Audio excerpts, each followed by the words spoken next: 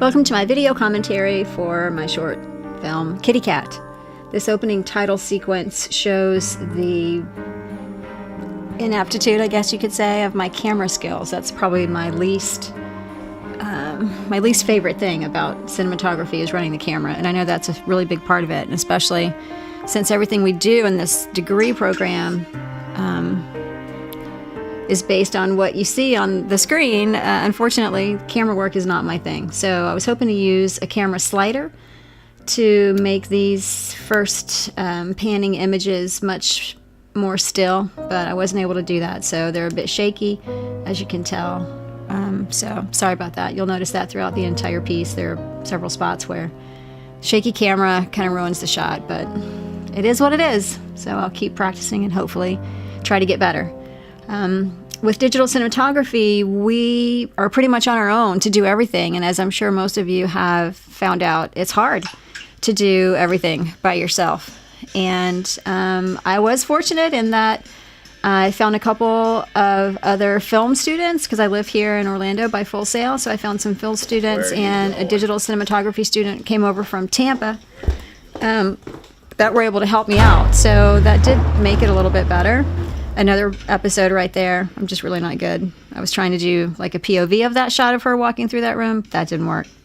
Anyway, I really love this shot of her walking up to the open mic night. I don't know. I just like it. I think it worked out really well. This shot on the inside, the guy playing her piano player is my son. And this was a tough scene because I have a really hard time making it look dark and not underexposing. I found that when I try to make it look dark, I tend to either underexpose or overexpose and it looks daylight. I don't know. Anyway, for this wide shot of her singing this song, we had the camera set up high in the back on a static shot. And my other friend was running the B camera, I guess I called it.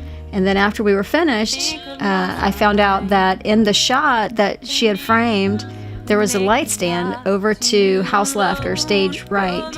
And so I had to push in on this wide shot for the video to eliminate that light stand. So some of the static shots are not quite as sharp because I had to push in. Oh, yeah. We had this bar to shoot for 4 hours total. I rented this bar because I thought it looked really good, and I loved how you had the bar right here and you could still see the stage from this angle right here. So it was worth it to me. So this guy who plays the bartender is also a film student at Full Sail. He was a big help. My friend Ron, who plays this guy Charles Lofton, I've known and worked with him for years, and he is a SAG actor, and so I had to go through a lot of paperwork to actually get approval from SAG for him to be in my short film and not have to be paid, which was a big undertaking, a lot of paperwork, but I think I learned from it and I was able to get him, and I think he does a great job, so it was really worth it. Here you can tell that her voice doesn't match the lips, I guess you could say, and that's because I was really fortunate in that I was able to get her into a studio to actually record this song. So when we shot at the bar that day, she hadn't actually memorized all the words yet because she knew it was going to be able to record it like a week later. She hadn't memorized all the words, so she was playing on her phone, which is sitting right there on top of the piano. She was playing the song and just kind of going with the words from there. So it doesn't match up, but I hope it's not too noticeable. I also had to try to get extras to be in this club. The bar owner was very particular about who he had in the club. He wanted to be able to control who was going to be in there so he didn't have a bunch of hoodlums or whatever running around. I have no idea why he was so worried about that. So he said he would have people that he knew come in, and then 3 or 4 days before the shoot, he only had like 10 people. So I was trying to scrounge up people who had the afternoon off. It was a Saturday, who might be able to come in and be extras, and it was tough. Anyway, the room wasn't as full as I would have liked for it to be, but anyway, I think it's all right. This part here also, I didn't have a dolly. I kind of made a homemade dolly. I have my tripod. I made these little wheels to go on the feet of my tripod. And it works really, really well on a very smooth surface. However, at this bar, There were tile on the ground, but there were some tiles that were broken, so it really wasn't a very smooth surface. So when you can see the camera moving like this part, and when you see the audience, it's just not very smooth. And then, of course, you know, my horrible camera skills make that pretty bad.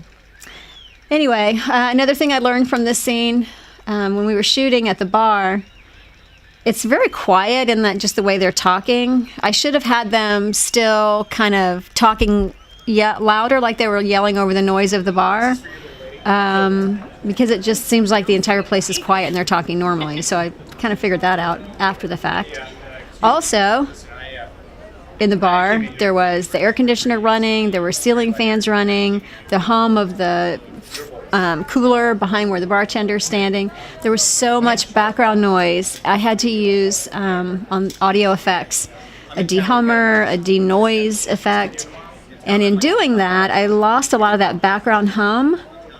But his voice, like all their voices sound kind of, I don't know what the word even is for it. They just don't sound, sound tinny almost, I guess.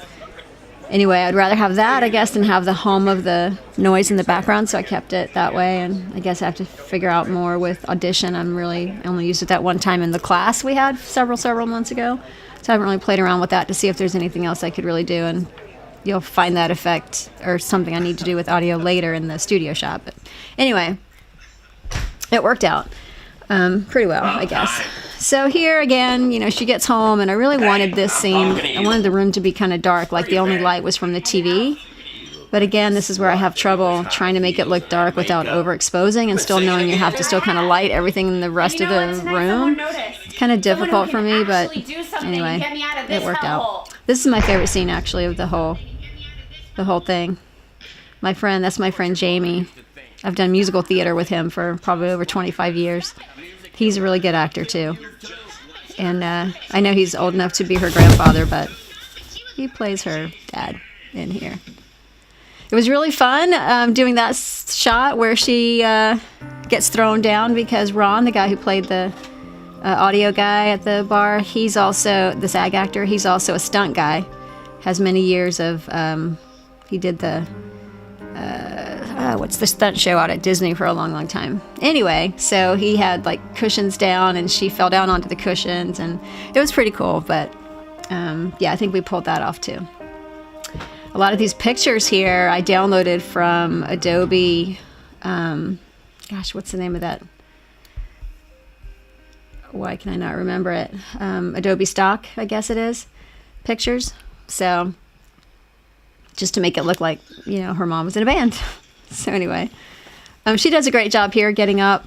Also, another little fun fact, the curtain that I have there in that bedroom is a blackout curtain. So it works fine for, you know, when it's nighttime, but during the day, trying to show that it's light out and she's getting up, the blackout curtain kind of ruined that. So it's really hard to tell that it's daylight. Had to use a lot of light. Anyway, here, I was freaking out when we did this shot. I was thinking that we had put the makeup on the wrong eye because we shot it on a separate day. From the studio shot was the very first day. The studio shot, which is the last one of the entire piece. That was our first day of shooting. So we had her makeup on her cut and the makeup on one eye. And so then we go through and we're shooting this scene of her trying to get ready and use the makeup. And I was thinking we had put makeup on the wrong eye, but it was only because it was the mirror image. And I was thinking it was the wrong eye, but it was really the right eye. And I was so afraid we were going to have to shoot it again. I was have to try to get the makeup girl back and blah, blah, blah, blah, blah. But they told me, no, it's the right one. It's just because it's the mirror. It looks the opposite one. Anyway, that was fun. I was really excited. This scene I love too. This is actually shot at Full Sail in one of the the main recording studio, the Audio Temple, which is pretty cool. What happened? And that's not nothing. Look, at first the scene went a little fast, and there just wasn't enough connection with the two of them. So I used some just footage to add additional dialogue to kind of give the scene more guts, I guess. Wait. The problem, though, and you can tell when you listen to it, that where the ADR is, it just doesn't sound the same as the rest. And again, that's just me needing to learn how to use Audition and work with audio, or maybe Pro Tools even, I don't know, to get it to match up with the rest of it. But anyway, you can tell, like, when he's talking, and I have a little jump cut there, I still need to fix that. when he's talking, he's like got a lot of energy, and then when he did the ADR, he lives far away from me, so I couldn't like get him here to do that ADR. I just had him record it on his own, and it's very obvious that it's a shot recorded differently, and I can't get it to sound right. I need to get somebody that really understands audio. But I had a really good time recording and shooting this project. It was a lot of fun, and it was a very aggressive undertaking, but I'm happy that I took it on, and I feel like aside from several little individual pieces, I think it turned out really well. So I hope you like it too.